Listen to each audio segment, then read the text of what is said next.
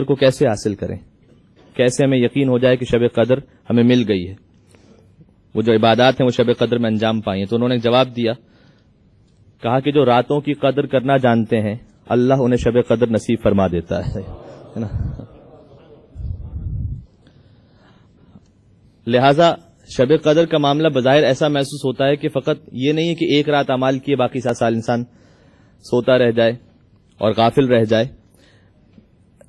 یہ ایک کنٹینیویشن ہے. جیسے آیت اللہ بہجت سے کسی نے سوال کیا تھا کہ نماز میں کیسے توجہ رہے. ایک بڑا کامن سوال ہے، نماز میں کیسے اللہ کو ہم یاد رکھیں. جب نماز سٹارٹ کرتے ہیں تو دنیا کی ہر چیز نماز کے دوران یاد آتی ہے، تو کیا کیا جائے.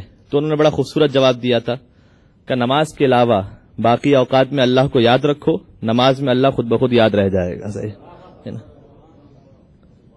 اس لیے کہ نماز ہماری زندگی کا ایک تسلسل ہے. یہ 5 منٹ الگ سے نہیں ہے کوئی، یہ 5 منٹ آسمان سے نہیں اترے.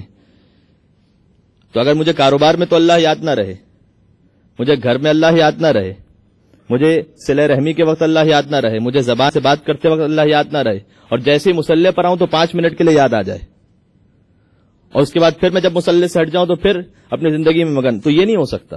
اس لیے کہ نماز ہماری زندگی کا ایک کنٹینیوشن ہے. اسی طریقے سے شب قدر بھی یہ ان راتوں کا تسلسل ہے کہ جو راتیں ہم نے گزاری ہیں. اور رمضان المبارک میں ایک اچھی بات یہ ہوتی ہے کہ انسان آمادہ ہو جاتا ہے، اور عام طور پر لوگ نماز شب بھی پڑھ رہے ہوتے ہیں پہلی رمضان المبارک سے خاص طور پر، تو خود بخود ایک تسلسل بن جاتا ہے. تو اس اعتبار سے بڑی مناسب ہے شب 23 رمضان المبارک. اور جیسے کہ میں نے عرض کیا کہ یہ زمانے کے امام سے بات کا آغاز کیا جائے تو صادق آل محمد امام جعفر صادق علیہ الصلوۃ والسلام اللہم صلی علیہ مولا نے کہا کہ شب قدر کے ذریعے سے وجود حجت خدا پر استدلال کیا کرو. اور ہمارے آپ یعنی اگر کوئی تم سے سوال کرے کہ تمہارے پاس کیا دلیل ہے کہ اس وقت کوئی حجت خدا موجود ہے، تو ان دلائل میں سے ایک دلیل یہ ہے کہ مولا نے کہا کہ شب قدر کے ذریعے سے اللہ کی حجت کے وجود پر استدلال کرو. کہ جو قرآن کریم میں پروردگار ارشاد فرماتا ہے کہ انا انزلناہ فی لیلۃ القدر فما ادراک ما لیلۃ القدر لیلۃ القدر خیر من الف شہر، کہ جو 1000 مہینے تقریباً 80 سال کے قریب بنتے ہیں، کہ شب قدر 1000 مہینوں سے بہتر ہے. تو یہ 80 سال یعنی ایک رات کی جو عبادت ہے وہ تقریباً انسانی زندگی جو بنتی ہے 70-80 سال کی.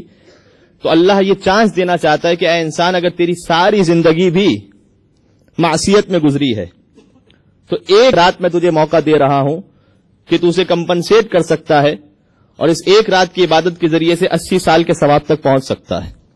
اور پھر فرمائے تنزل الملائکۃ والروح، کہ ملائکہ اور روح الامین یعنی جبرائیل نازل ہوتے ہیں شب قدر میں. تو امام نے کہا کہ ان سے سوال کرو کہ یہ نازل جو ہوتے تھے وہ فقط رسول اللہ کے دور میں ہوتے تھے یا شب قدر آج بھی موجود ہے؟ اور اگر رسول اللہ کے دور میں اس وقت رسول پر نازل ہوتے تھے تو کوئی ہونا چاہیے رسول جیسا کہ جس پر جبریل نازل ہو سکے اور تقدیروں کو لا سکے. لہذا امام یہ چھٹے امام کا جملہ ہے کہ شب قدر کے ذریعے سے اور اس آیت کے ذریعے سے وجود امام پر استدلال کرو کہ شب قدر تو ختم نہیں ہو گئی. یا تو شب قدر رسول اللہ کے دور تک رکھی تھی اللہ نے فقط، تو پھر اس قرآن کے سورہ قدر کا فائدہ نہیں رہ جائے گا. اور اگر شب قدر قیامت تک ہے تو ماننا پڑے گا کہ شب قدر جب قیامت تک ہے تو جبریل بھی ہر شب قدر میں نازل ہوں گے، اور جبریل ایسے ویسے پر تو نازل ہو نہیں سکتے. لہذا یا تو رسول ہو یا کوئی رسول جیسا ہو. کہ اب بات نکلتی چلی جاتی ہے لیکن بات بیان کرنا بھی بسا اوقات ضروری ہوتی ہے. ایک مرتبہ سرکار تشریف فرماتے مسجد میں، اور بیوی کے علاوہ پنجتن پاک میں سے یعنی 4 ہستیاں تشریف فرماتی. حضور نے ایک پتھر اٹھایا، جیسے کنکر حضور کے ہاتھ میں آیا تو اس نے تسبیح پروردگار کرنا شروع کی اس پتھر نے، اور رسول اللہ نے پھر وہ پتھر امیر المومنین کو دیا. جب علی کے دست مبارک پر آیا تو تسبیح اس کی جاری رہی، اور پھر مولا حسن مجتبیٰ علیہ السلام کے ہاتھ میں آیا، اور پھر سید الشہداء علیہ السلام کے ہاتھ میں آیا، اور وہ پتھر تسبیح بیان کرتا رہا یہاں تک کہ ایک ساتھ تشریف فرماتے. تو انہوں نے کہا کہ یا رسول اللہ اگر مجھے اجازت ہے تو میں بھی اس پتھر کو اٹھا لوں. وہ شاید سمجھ رہے تھے کہ پتھر کی فضیلت ہے کہ تسبیح بیان کر رہا ہے. تو انہوں نے جیسے اپنے ہاتھ میں لیا تو بالکل میوٹ ہو گیا، وہ خاموش. تو کہا یا رسول اللہ اب تک تو یہ بول رہا تھا، کیا ہو گیا اس سے؟ تو رسول اللہ نے کہا کہ تم اس پتھر سے سوال کر لو، یہ جواب دے دے گا. تو تاریخ میں ملتا ہے کہ انہوں نے پتھر سے سوال کیا کہ اب تک جو تم تسبیح پروردگار کہہ رہے تھے یہ میرے ہاتھ میں آ کر خاموش کیوں ہو گئے؟ تو پتھر باذن پروردگار جو اب تک تسبیح کر رہا تھا، اس پتھر نے جواب دیا کہ میں حکم خدا سے مأمور ہوں کہ یا رسول کے ہاتھ پر بولتا ہوں یا رسول جیسوں کے ہاتھوں پر بولتا ہوں.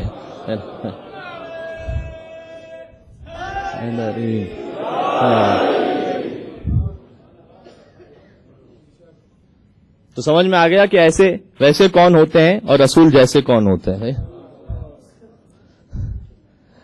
لہذا امام نے کہا شب قدر کے ذریعے سے استدلال کرو کہ جبریل جب نازل ہوتے تھے وہ رسول جیسے ہی پر نازل ہو سکتے ہیں. ہے یہ خالق کی عدالت کا تقاضا بھی، ہے یہ خالق کی عدالت کا تقاضا بھی. جان لیوا ہے کوئی تو جان پرور بھی ہو.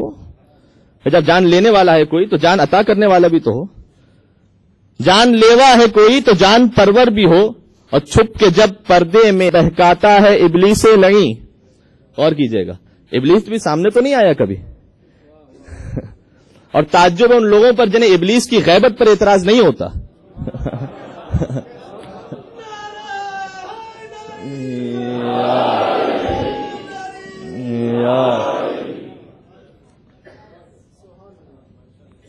کہ جان لیوا ہے کوئی تو جان پرور بھی ہو. اور چھپ کے جب پردے میں بہکاتا ہے ابلیس لئی، ہے تقاضا عدل کا پردے میں ایک رہبر بھی ہو. تو عدل الہی کے خلاف ہے.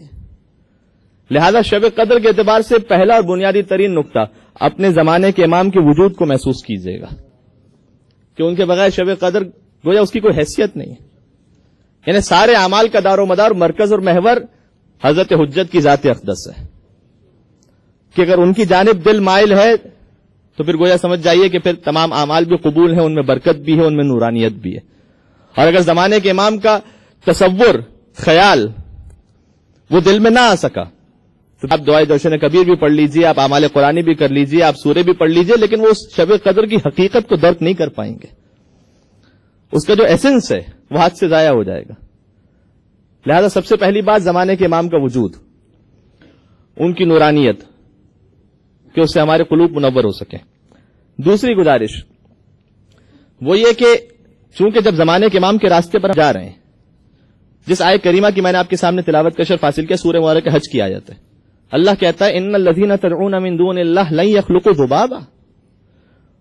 جو تم اللہ کے علاوہ دوسرے انسانوں کو پکارتے ہو، یعنی ان سے مدد کے طلبگار رہتے ہو، یعنی ان سے امید لگائے بیٹھتے ہو، لن یخلقوا ذبابا، ان کی حیثیت یہ ہے کہ وہ تو ایک مکھی بھی خلق نہیں کر سکتے.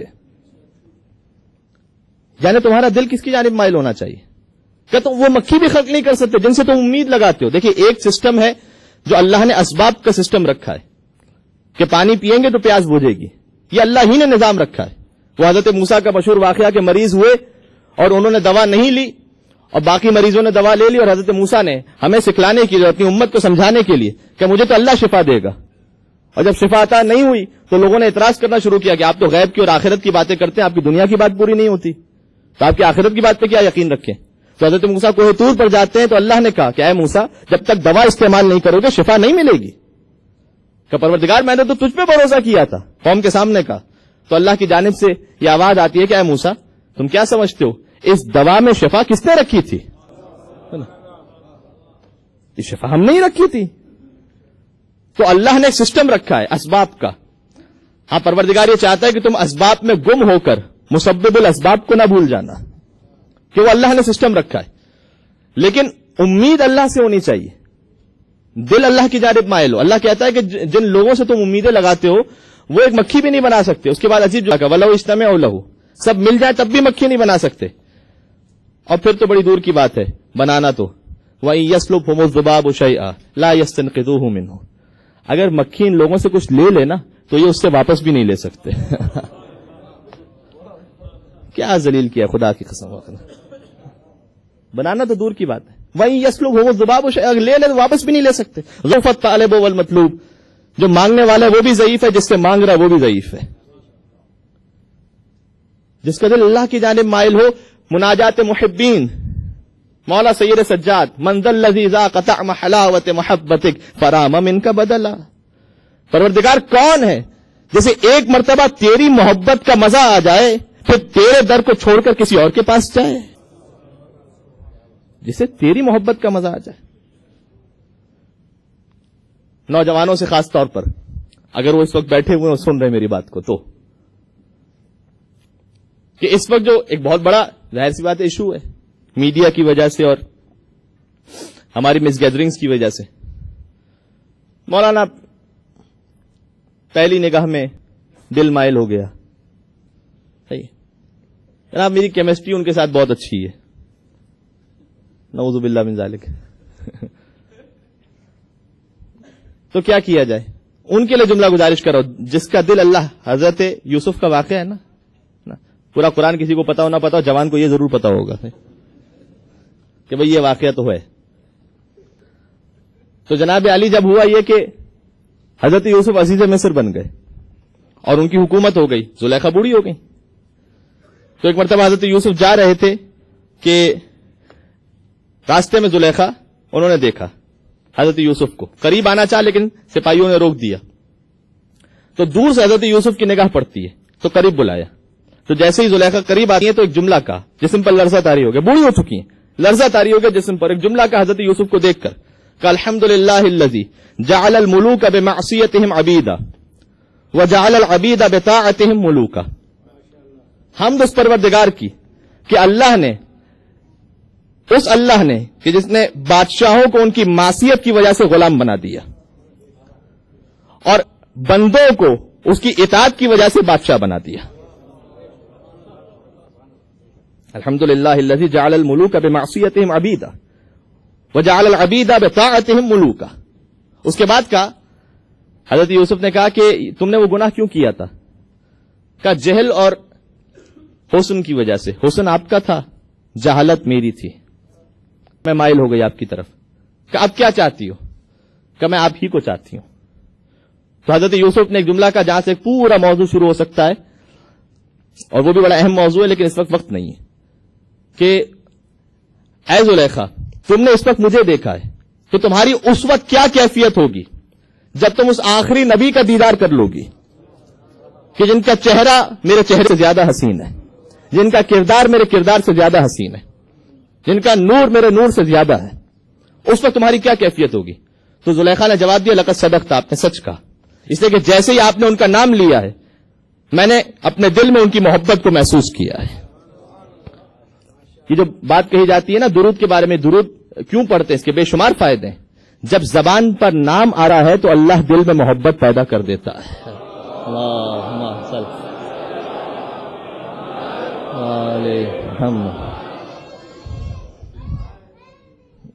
علی ماشاء اللہ، جب زبان پر نام آتا ہے یہ اللہ نے نظام رکھا ہے۔ حسن درود کے بارے میں کیا گزارش کی جائے؟ حسن جب ایک بندہ مومن درود بھیجتا ہے، حدیث کا جملہ ہے کہ اگر اس کے بعد 400 سال تک کوئی کلام نہ کرے، درود بھیج دیا اس کے بعد 400 سال تک چپ رہے، اس کے بعد پھر درود بھیجے تو فرشتہ ثواب اس سے کہتا ہے کہ جو تو نے 400 سال پہلے درود بھیجا تھا اب تک میں اس کے ثواب کو لکھ نہیں پایا ہوں۔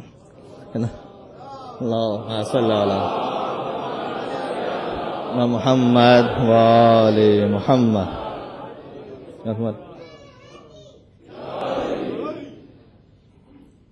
جیسے ہی زلیخا کے سامنے نام لیا گیا کہتی میرے دل میں محبت پیدا ہو گئی، تو وہی پروردگار نازل ہوتی ہے۔ میں جو گزارش کر رہا تھا کہ ساری محبتیں ختم ہو جائیں گی اگر حق سے محبت ہو جائے تو کہا کہ جیسے اس نے کہا نا تو وہی پروردگار نازل ہوتی ہے کہ اے یوسف یہ سچ کہہ رہی ہے، اور چونکہ یہ میرے محمد محبت کرتی ہے لہذا میں بھی اس سے محبت کرتا ہوں اور تمہیں حکم دیتا ہوں کہ اس سے ازدواج کرو۔ اور اس وقت یوسف نے دست دعا بلند کیے کہ پروردگار تو اس کی جوانی کو واپس پلٹا دے تاکہ یہ واپس جوان ہو جائے، اور یوسف کی دعا سے وہ نتیجہ نکلا کہ زلیخا کے لیے اسی انداز سے شباب پلٹا جس طرح علی کے لیے آفتاب پلٹا تھا۔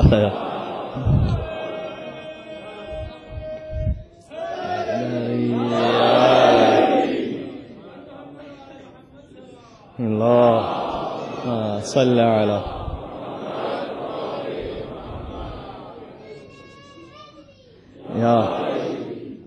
آفتاب جس طرح علی کے لیے پلٹا تھا ویسے زلیخا کے شباب پلٹ گیا اور پھر ان کا ازدواج ہو گیا. اور جیسے ازدواج ہوتا ہے تو حضرت یوسف علیہ السلام حجرہ عروسی میں تشریف لے جاتے ہیں. اب جب پہنچے وہاں پر تو دیکھا کہ زلیخا نماز میں مصروف ہے, عبادت پروردگار میں مصروف ہے. کچھ دیر بعد دیکھیں اب جو پہنچ سکتے تھے وہ پہنچ گئے میری بات تک. میں کیا گزارش کر رہا تھا کہ کچھ دیر بعد حضرت یوسف نے ہی واز ویٹنگ, اس کے بعد کہا کہ اے زلیخا مجھے سمجھ نہیں آئی یہ بات کہ جب تک ہمارا ملنا حرام تھا تو آپ میں ملنے کی اتنی تڑپ تھی, یعنی وہ ڈیسپریٹ کہ آپ نے نہ اپنی عزت کا خیال کیا, نہ اپنے شوہر کی عزت کا خیال کیا, نہ اس بادشاہ کا خیال کیا. جب تک ملنا حرام تھا اور جب ملنا حلال ہو گیا, اب ازدواج ہو گیا, اب آپ عبادت میں مصروف ہیں, اب آپ دعاؤں میں مصروف ہیں. تو یہ کیا سبب ہے؟ تمام نوجوانوں کے لیے جملہ. زلیخا نے جواب دیا کہ یا نبی اللہ, اصل میں بات یہ ہے کہ کل تک فقط آپ کے حسن کو دیکھا تھا, آج اس کے حسن کو دیکھ لیا ہے کہ جس نے آپ کو حسن عطا کیا ہے.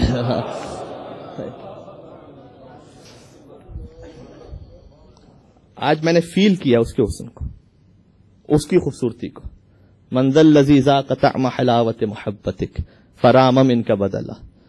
کون ہے پروردگار جیسے ایک مرتبہ تیری محبت کا مزہ آ جائے پھر تجھے چھوڑ کر کہیں اور جائے.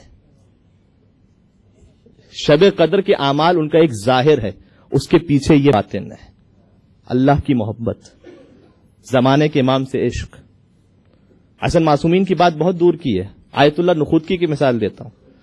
امام خمینی کے بعض چیزوں میں استاد بھی رہ چکے ہیں. مشہد میں مولا رضا علیہ السلام کا حرم محدود حرم تھا. اللہم صلی علی.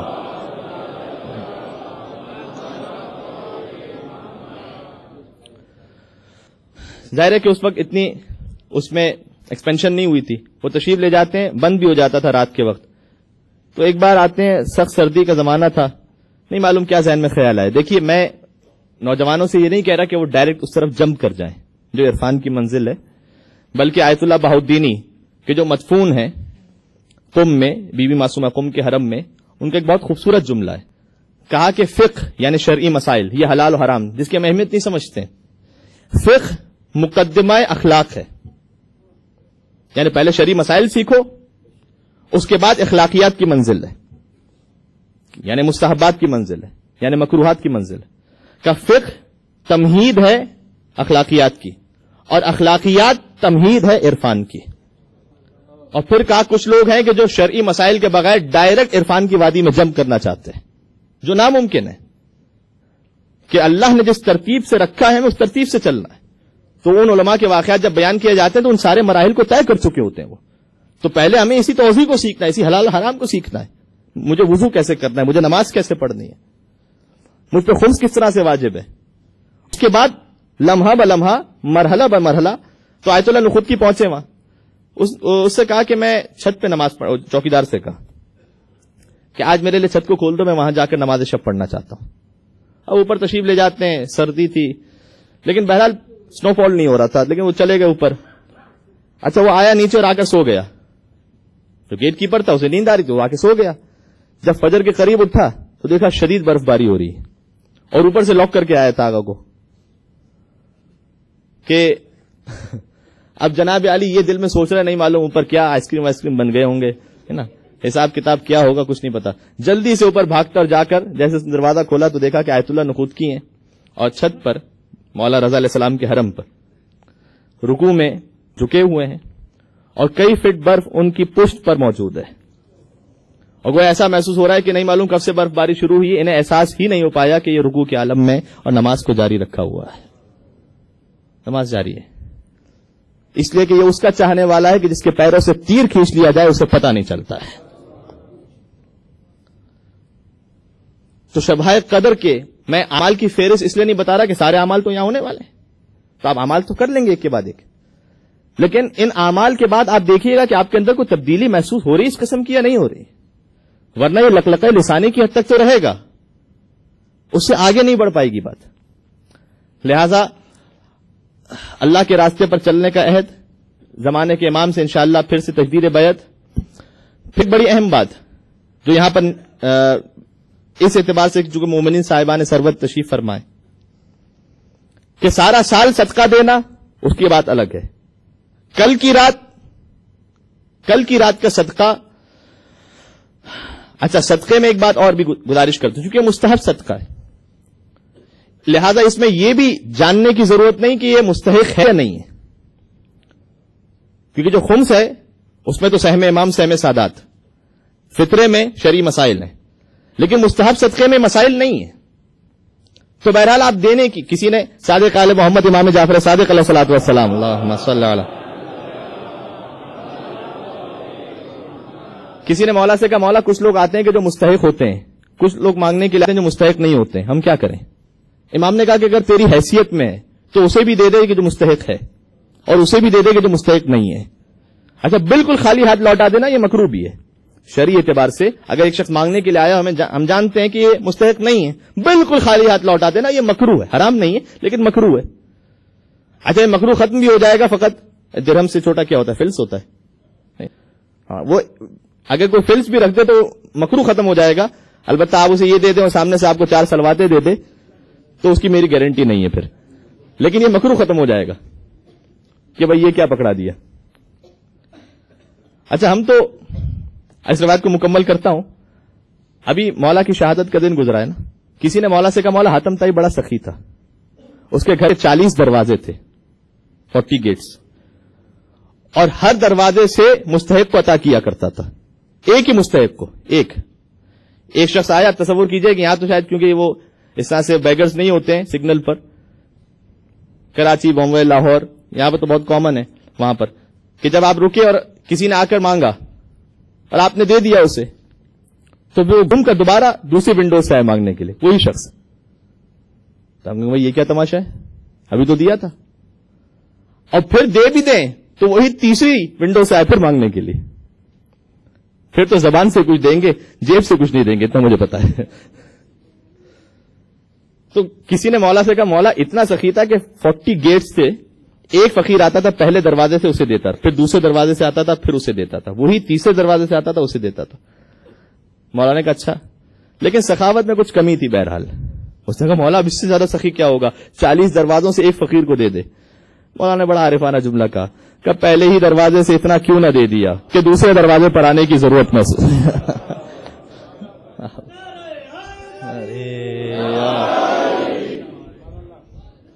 اللہ اکبر. کیونکہ امیر المومنین کی سخاوت تو کسی نے روٹیاں مانگی تھی اور قمبر نے کہا کہ مولا روٹیاں تو اونٹ پر ہیں, کہ اونٹ بھی دے دو, کہ اونٹ قطار میں ہے, کہ قطار بھی دے دو. مولا ایک روٹی مانگی قطار دے دوں, اور قمبر نے بے اختیار مہار کو چھوڑ دیا. کہ تو نے مہار کو کیوں چھوڑ دیا؟ کہ میرے دل میں خیال ہوا کہ مولا قطار میرے ہاتھ میں, کہیں آپ مجھے بھی.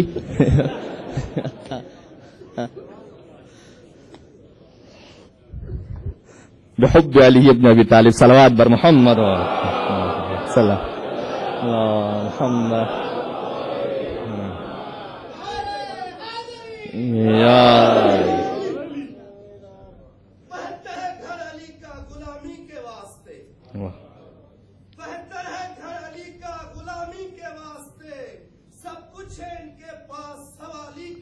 واہ.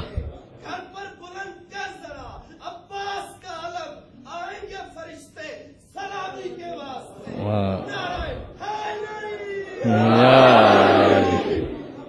ماشاء اللہ.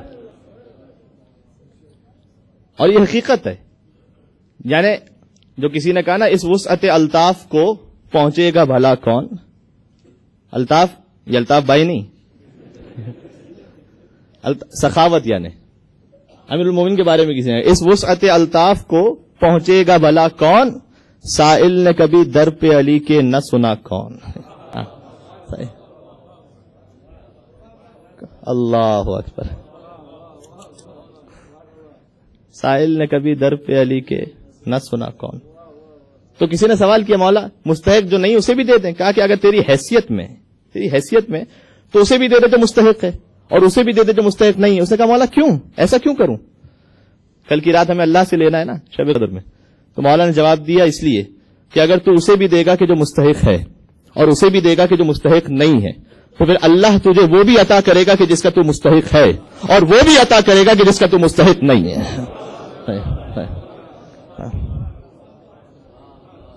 اللہ اکبر، صلوات بر محمد و آل محمد۔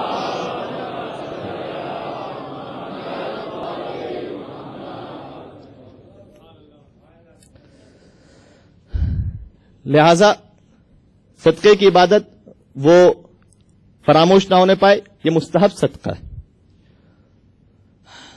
اب ایک جملہ اور گزارش کر دوں، لیکن میں ڈر بھی رہا ہوں ساتھ میں کہ مولانا نے لگتا ہے اپنا ذکر بھی کر دیا، تو ایسی بات نہیں ہے۔ قیامت کے دن میں حجت کو باقی نہ رہے کہ آپ جانتے تھے اور آپ نے بتایا نہیں، اس لیے گزارش کر رہا ہوں۔ جو دین کی خدمت کرنے والے ہیں، علماء، طلباء، یا کسی بھی اعتبار سے دین کی خدمت کرنے والے، سب سے زیادہ افضل صدقہ انہیں دینا ہے۔ یہ شرعی مسئلہ آیت اللہ سیستانی کا گزارش کر رہا ہوں کہ جس میں سب سے زیادہ ثواب ہے۔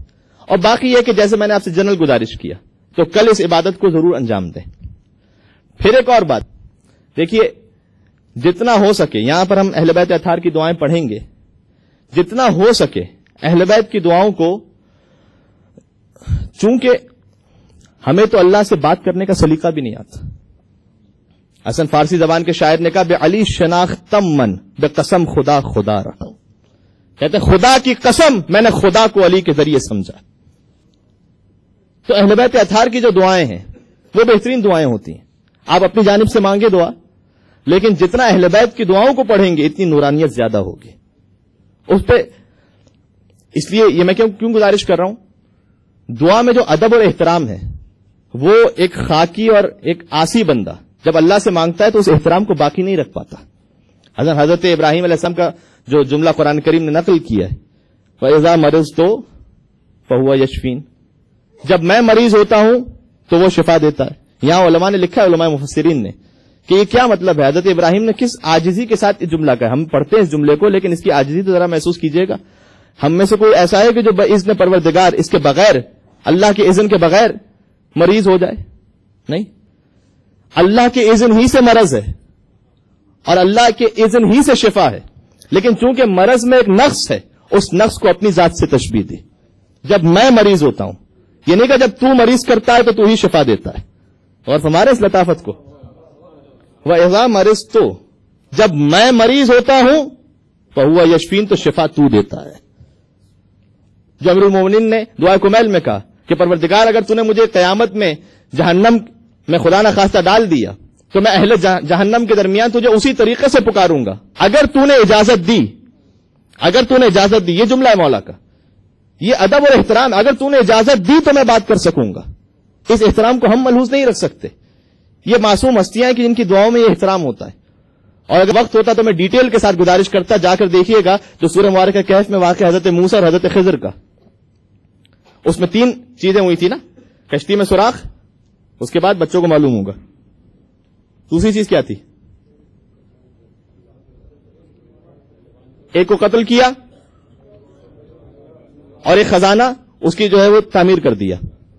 ٹھیک ہے، یہ 3 چیزیں ہوئی تھی۔ یہ جو 3 چیزیں ہوئی تھیں، تینوں نے حضرت موسیٰ نے تینوں میں اعتراض کیا، ایسا کیوں، ایسا کیوں، ایسا کیوں، اور اس کے بعد کہا کہ ھذا فراق بینی و بینک، یہ میرے اور تیرے درمیان جدائی کا وقت ہے۔ حضرت خضر نے کہا، اچھا حضرت خضر، حضرت موسیٰ، حضرت خضر استاد موسیٰ ہے نا، جب یہ جا رہے تھے، اب یہ چیز روایت انبیاء میں ہے، یعنی تاریخ انبیاء میں، قرآن کی انشاءاللہ بات گزارش کرتا ہوں، ساتھ میں یہ بات بھی، تاکہ فضائل اہل بیت کا ایک اور گوشہ آپ کے سامنے آ سکے۔ جب یہ کشتی میں جا رہے تھے نا، اور حضرت خضر سمجھا رہے تھے حضرت موسیٰ کو، کیونکہ وہ استاد تھے، تو ایک مرتبہ آسمان سے پرندہ آتا ہے، سمندر کے قریب آیا اور اس نے اپنی منقار، اپنی چونچ سے پانی پیا اور اڑنے لگا۔ جب وہ اڑا تو اس کی چونچ سے پانی کے قطرے کا ایک حصہ وہ سمندر میں پھر گر گیا۔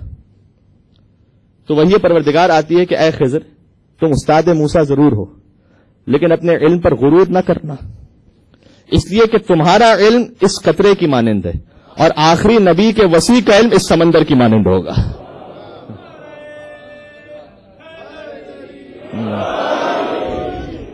ان کا علم یہ ہوگا۔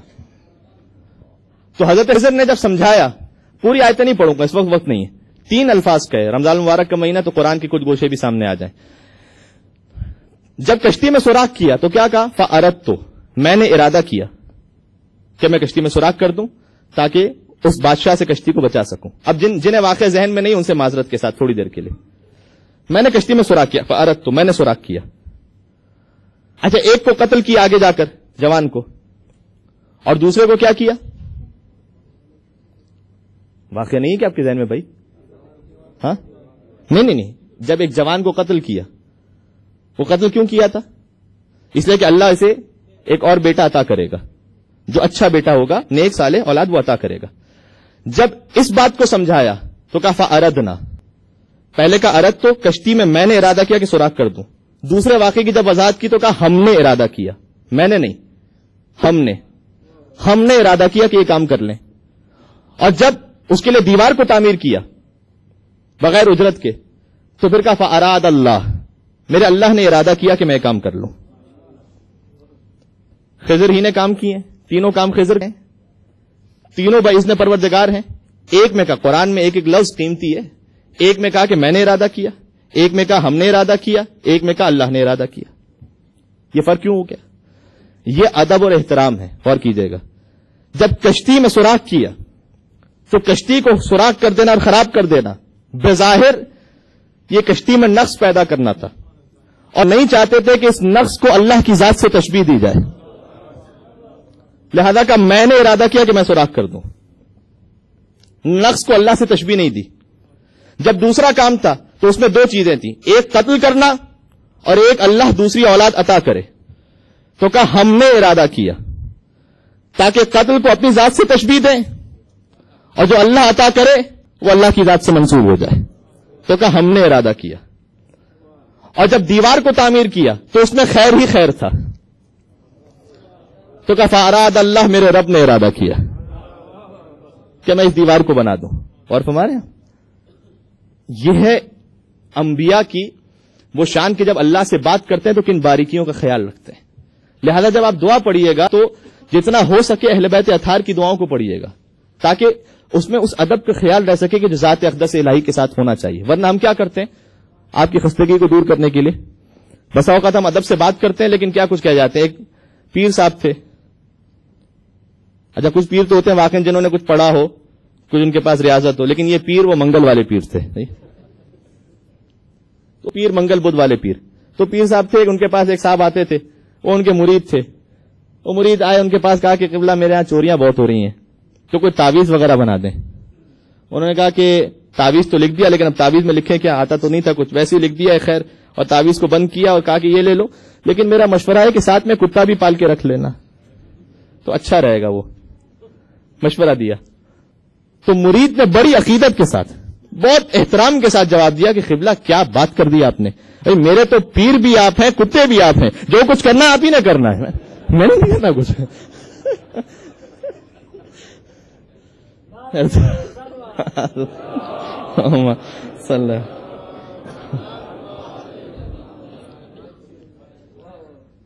تو ہم عقیدت میں کیا کچھ کہہ جاتے ہیں ہمیں پتہ نہیں چلتا.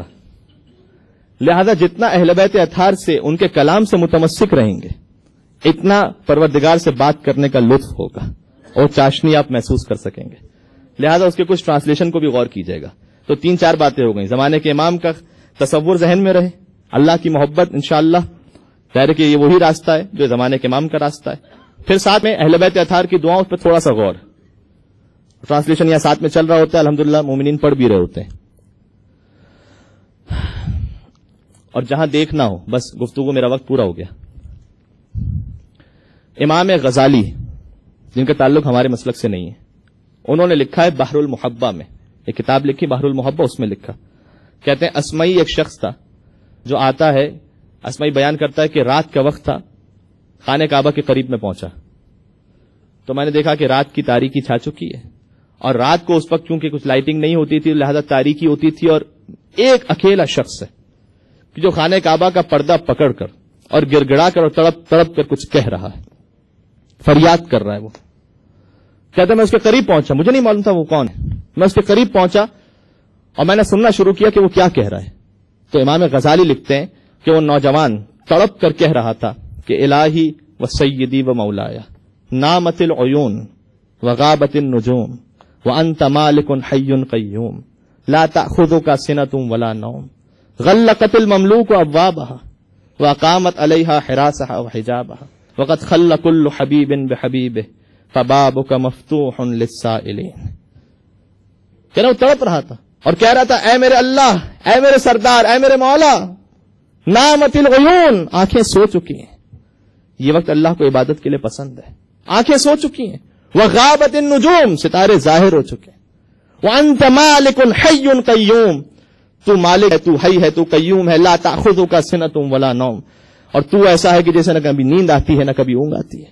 غلقت المملوک ابوابها، پروردگار بادشاہوں نے اپنے دروازے بند کر دیے ہیں. بند ہے بادشاہوں کے دروازے. وقامت علیہا حراسها وحجابها، انہوں نے پہرے دار کھڑے کر دیے. اب کوئی بادشاہ سے مل نہیں سکتا. وقد خل كل حبیب بحبیبه، ہر دوست اپنے دوست سے بھی جدا ہو چکا ہے. فبابک مفتوح للسائلین، لیکن اے مالک تیرا دروازہ وہ ہے، دن ہو یا رات ہو، سردی ہو یا گرمی ہو، خزاں ہو یا بہار ہو، تیرا دروازہ ایک سائل کے لیے ہمیشہ کھلا ہوا ہے، ہمیشہ کھلا ہوا. فہا انا سائلک ببابک، تو ایک سائل ہے جو تیرے دروازے پر کھڑا ہے. تو سوال کرے گا کیا لے کر آیا ہوں؟ مذنب فقیر، گناہوں کا انبار ساتھ میں لے کر آیا ہوں. فقیر ہوں، خاطئ مسکین، خطا کار ہوں، مسکین ہوں. ایک چیز مالک ساتھ لایا ہوں. جئتک ارجو رحمتک یا رحیم وان تنظر الی بلطفک یا کریم.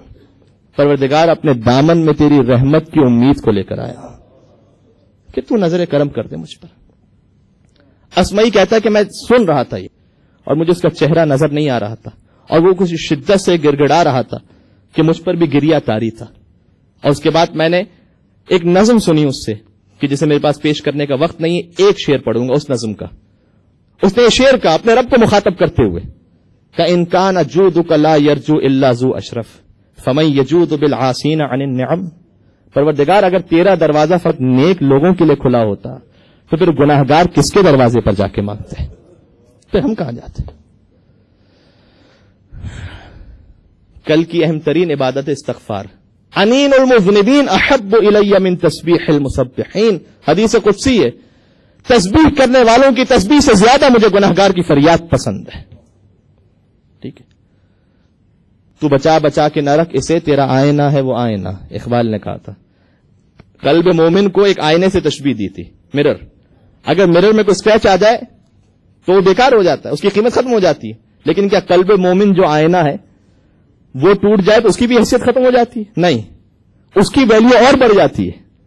یہ وہ مرر ہے کہ اگر ٹوٹتا ہے تو اقبال نے تو بچا بچا کے نہ رکھ اسے، تیرا آئینہ ہے وہ آئینہ کہ شکستہ ہو تو عزیز تر ہے نگاہ آئینہ ساز میں. تو پروردگار ہم کس کے دروازے پہ جا کے مانگتے؟ اور اس کے بعد وہ گرا، تڑپ کر گر گیا، غش آ گیا اسے. اسمعی کہتا ہے میں قریب پہنچا، میں نے اس کے سر کو اپنے گود میں لیا، اور چاند کی جب روشنی پڑی تو میں نے دیکھا کہ وہ کوئی اور نہیں، میرا بیمار امام سید سجاد.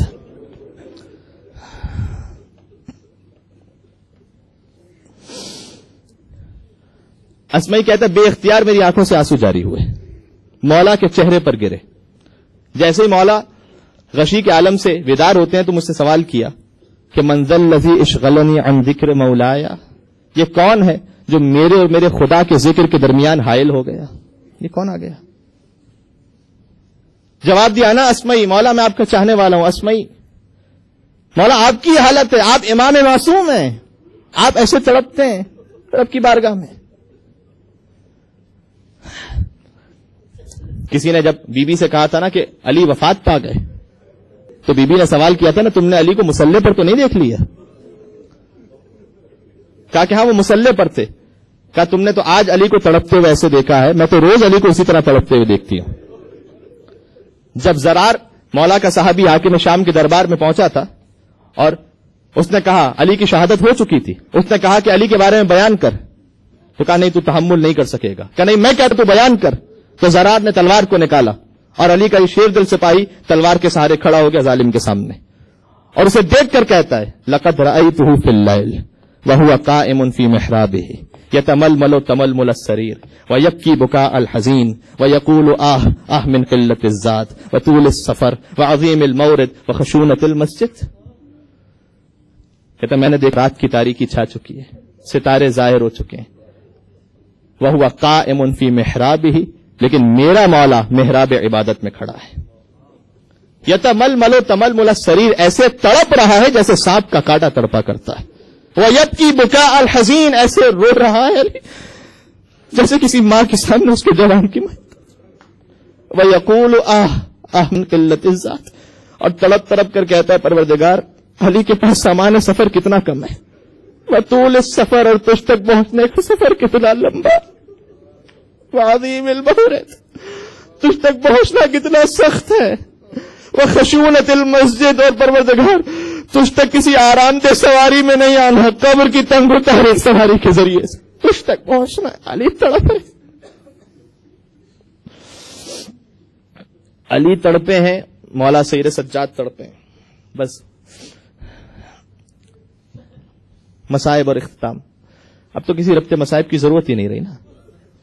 سید سجاد تڑپا کرتے تھے ایک خوف پروردگار سے کہ جب کنیز نے سوال کیا تھا, علی کنیز نے بھی ایک سوال کیا تھا نا بعد شہادت, کیونکہ آج شہادت کا دن گزر گیا, لہذا روایت بھی پڑھ. بعد شہادت, ایک جملہ بعد شہادت, کسی نے سوال کیا کہ رجب شعبان رمضان 3 مہینے تھے نا عبادت کے, علی سب سے زیادہ عبادت کب کرتے تھے ان 3 مہینوں میں؟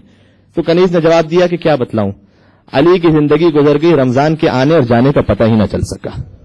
علی کے لیے رمضان شوال ذوالقعدہ سب برابر تھے, جیسے رمضان کی عبادت ویسے باقی مہینوں کی عبادت. تو سید سجاد تڑپا کرتے, ایک خوف پروردگار سے اور ایک اپنے بابا حسین ابن علی کے غم سے. 35 سال تک روتا رہا.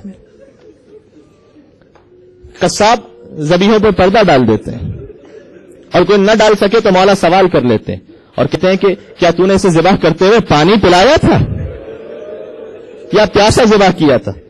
اور وہ تڑپ کر کہتا ہے آپ کے جد کا ماننے والا ہوں, جب تک 3 مرتبہ پانی نہ پلا دیا ذبح نہیں کیا تھا. اور میرا مولا کربلا کا رخ کرتا ہے, کہتا ہے السلام علیکم. بھلے مدینہ کے جانور بھی پیاسے ذبح نہیں تھے. یہ ذکر مصائب ہوتے ہیں نا, انہیں نعمت سمجھا کریں. ظہری آتا ہے مولا کے پاس, آ کر کہتا ہے مصائب کے ذکر سے کیا برکتیں ہوتی ہیں ہم تصور نہیں کر سکتے. میں نوجوانوں سے گزارش کروں, بالخصوص وہ سمجھتے ہیں کہ مصائب تو ہمارے سنے ہوئے ہیں. نہیں, جتنی مرتبہ دہرایا جائے, جتنی مرتبہ آنسو بہائے جائیں. ظہری آ کر سوال کرتا ہے مولا میرے یہاں شادی ہے میرے بیٹے کی, آپ تشریف لائیے گا. کربلا کا واقعہ ہو چکا تھا. مولا نے کہا کہ دیکھ تجھے تو معلوم ہے کہ کربلا کے بعد میں نے کسی خوشی کی تقریب میں شرکت نہیں کی ہے. علامہ نقل لکھتے ہیں, کہتے ہیں شادی کے موقع پر جب کوئی منع کرے تو اصرار کرتا ہے انسان کہ نہیں آپ وقت نکال کر آئیے گا, لیکن ظہری کہتا ہے مولا نے ایسا جواب دیا کہ میں اصرار نہ کر سکا مولا سے. میں نہیں کہہ سکا مولا سے, میں سر جھکا کر آ گیا. کچھ دن بعد میں پھر آتا ہوں, میں نے آ کر کہا کہ مولا اب میں نے اپنے گھر میں آپ کے بابا کی مجلس رکھی ہے. مولا یا امیر المومنین مجلس رکھی ہے. مولا نے کہا تو نے میرے بابا کی مجلس رکھی ہے, میں ضرور آؤں گا. مجلس جس دن رکھی گئی مولا تشریف لے جاتے ہیں. ظہری کہتا ہے ممبر لگایا گیا اور مولا کو میں نے ممبر کے قریب بٹھلایا. ذاکر نے مصائب پڑھنا شروع کیے. اب تصور کیجئے گا آپ 1400 سال بعد مصائب سنتے ہیں, ہم سنتے ہیں اور ہم سے برداشت نہیں ہو پاتا. اگر مجلس میں وہ موجود ہو کہ جس نے اپنے باپ کی پامال لاش کو دیکھا ہو, جس نے سکینہ کو لگتے ہوئے تماچا کو دیکھا ہو, تو مجلس کا عالم کیا ہوگا؟ بے انتہا گریا ہوا. ذاکر مصائب پڑھتا رہا, لوگ گریا کرتے رہے, یہاں تک کہ مجلس مکمل ہوئی. ظہری آتا ہے, آخری جملہ ظہری آتا ہے, ممبر کے قریب دیکھا کہ مولا موجود نہیں ہے. ظہری نے کہا میں نے ڈھونڈنا شروع کیا, اب جو میری نگاہیں دیکھا تو جہاں آزاداروں نے اپنی چوٹیاں مولا سید سجاد وہاں تشریف فرما ہے. ظہری کہتا میں قریب پہنچا, قدموں میں گر گیا. میں نے کہا مولا آپ کو تو میں نے ممبر کے قریب بٹھایا تھا, آپ وہاں کیوں تشریف لے گئے؟ مولا نے ایک جواب دیا, مصائب پر رونے والوں تمہیں خدا سلامت رکھے. مولا نے جواب دیا, اے ظہری جب سے ذاکر نے مصائب شروع کیے تو فقط ظاہری مجمع کو دیکھ رہا ہے, لیکن میں دیکھ رہا ہوں کہ جنت سے میری دادی فاطمہ مجلس میں تشریف لا چکی ہے اور میں نے مناسب نہ سمجھا کہ میری دادی مجلس میں موجود.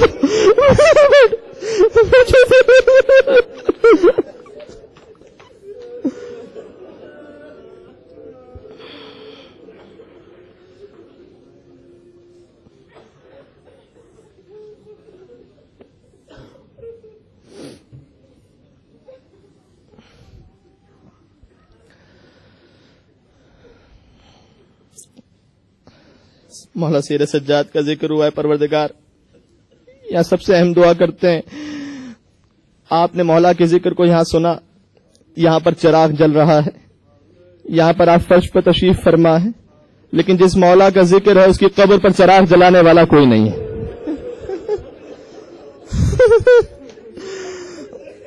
آپ یہاں اجالے میں تشریف فرما ہے، اس کی قبر پر آج اندھیرا ہے، وہ ویران ہے، وہاں کسی کو زیارت پڑھنے کی اجازت نہیں. پروردگار جنت البقیع کے ویران مزارات کی تعمیر کے اسباب جلد سے جلد فراہم فرما. مولا سیر سجاد کی شفاعت ان کی زیارت سے بہرمند فرما. جب مصائب کربلا کا انتقام لیا جائے تو اس لشکر میں شامل ہونے کی ہم سب کو توفیق نصیب فرما. شہداء کربلا کے ساتھ پروردگار ان کی قدموں کی خاک کے برابر ہمیں ان کے ساتھ محشور فرما. اہل بیت اطہار کا صدقہ شبہ قدر کی عبادتوں کو قبول فرما. اور ایک دعا کی کل ہم ساری دعائیں مانگیں گے، لیکن ہمیں نہیں معلوم کیا بہتر ہے اور کیا بہتر نہیں ہے، تو جو ہم نے مانگا ہے لیکن بہتر نہیں تھا تو اس پر ہمیں صبر کرنے کی توفیق نصیب فرما. جو نہیں مانگا لیکن حق میں بہتر تھا تو جو بہترین تقدیر کسی مومن کی ہو سکتی ہے وہ ہم سب کو عطا فرما. پروردگار امام عصر والزمان کو اذن ظہور نصیب فرما. صلوات علی محمد.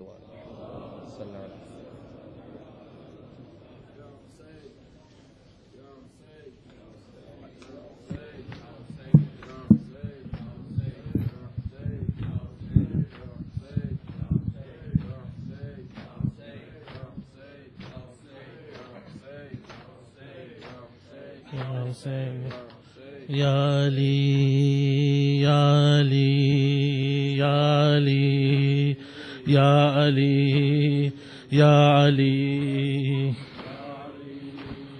یا علی. مسجد کوفہ سے لوگوں آ رہی ہے یہ صدا، مسجد کوفہ سے لوگوں آ رہی ہے یہ صدا، مسجد کوفہ سے لوگوں آ رہی ہے یہ صدا، مسجد کوفہ سے لوگوں یہ صدا، مسجد کوفہ سے لوگوں آ رہی ہے صدا، مسجد کوفہ سے لوگوں. وہ نبی کا جانشین تھا، وہ نبی کا جانشین تھا، وہ علی مارا گیا، مسجد کوفہ سے لوگوں آ رہی ہے یہ صدا،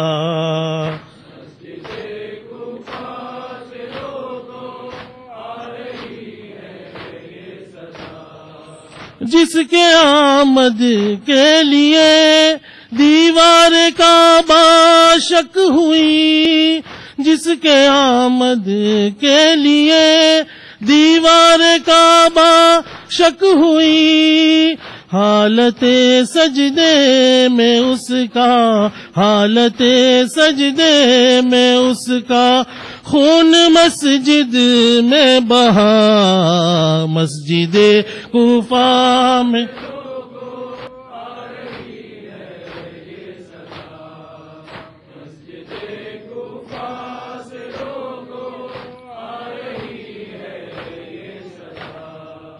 سازش اہل سقیفہ کام اپنا کر گئی، سازش اہل سقیفہ کام اپنا کر گئی، آج سجدے میں علی پر، آج سجدے میں علی پر چل گیا تیغ جفا، مسجد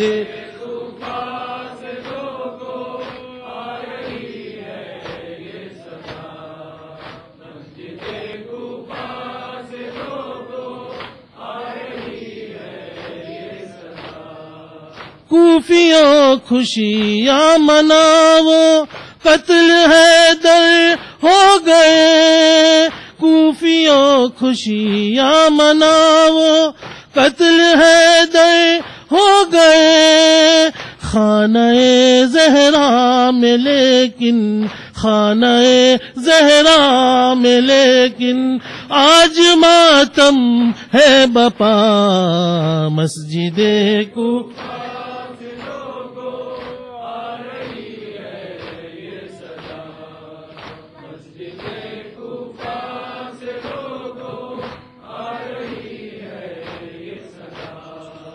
کس طرح زینب نے یہ سن لی قیامت کی خبر، کس طرح زینب نے یہ سن لی قیامت کی خبر، حوصلہ بی بی کو کوئی، حوصلہ بی بی کو کوئی دینے والا بھی نہ تھا مسجد کوفہ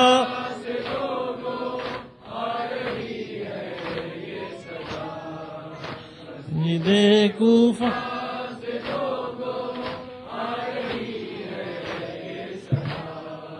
انبیاء نوحہ گناہ ہے روتے ہیں جن و بشر، انبیاء نوحہ گناہ ہے روتے ہیں جن و بشر، جا رہا ہے آج دنیا، را رہا ہے آج دنیا سے علی شہر خدا مسجد کوفہ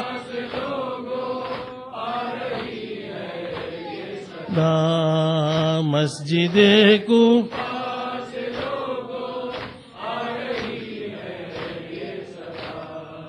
مومنو تم آج مل کر پرسد و حسنین کو، مومنو تم آج مل کر پرسد و حسنین کو، اٹھ گیا ہے ان کے سر سے، اٹھ گیا ہے ان کے سر سے آج سایہ باپ کا مسجد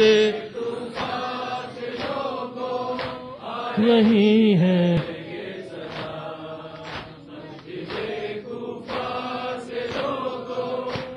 نہیں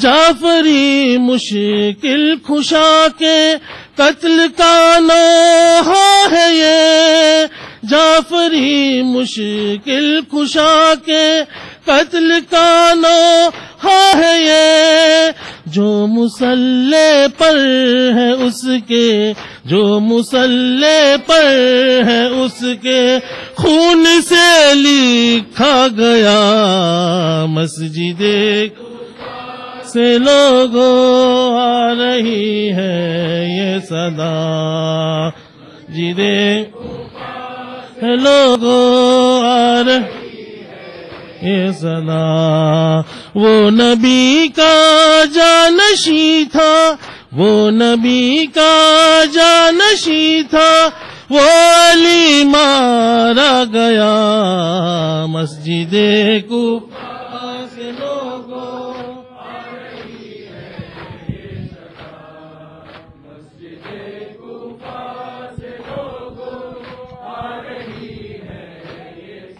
اور محمد وآل محمد صلوات